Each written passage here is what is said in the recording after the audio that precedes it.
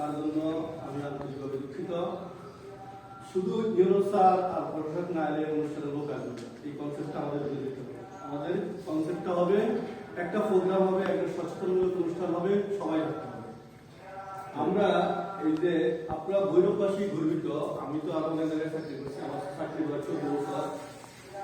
আমরা 14 বছরের মধ্যে 13 বছর চাকরি করছি পলিটিক্যাল লোকের সাথে। পলিটিক্যাল লোকের সাথে আমরা চাকরি করে আসছি।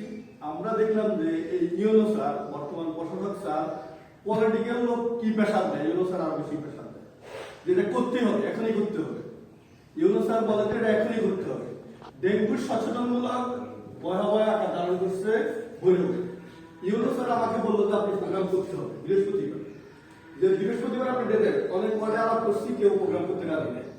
তারপরে আমরা 7-8 নম্বর ওয়ার্ডে ওনাদের সাথে আলাপ করছি, ওরা বলছে ঠিক আছে, ব্যাপক আকারে একটা প্রোগ্রাম হয়েছে 7 নম্বর 8 নম্বর ওয়ার্ডে।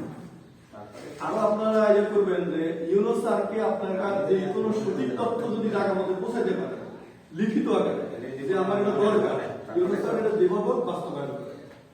আরো গর্ববোধ করবেন আমরা এই ডাক্তার কিশোর কুমার দাদাকে, যে কোনো অনুষ্ঠানে যখন যে অবস্থা, উনি শত ব্যস্ততার মাঝে যে ওনাকে ফোন দিচ্ছি, দাদা এটা দরকার, এখানে আসেন।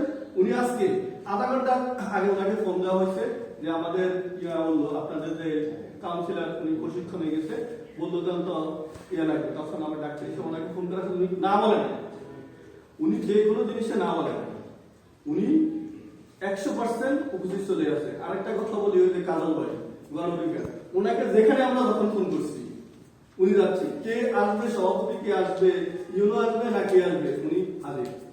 আমার মনে হয় আমরা যখন প্রোগ্রাম করি বা ইয়ে করি,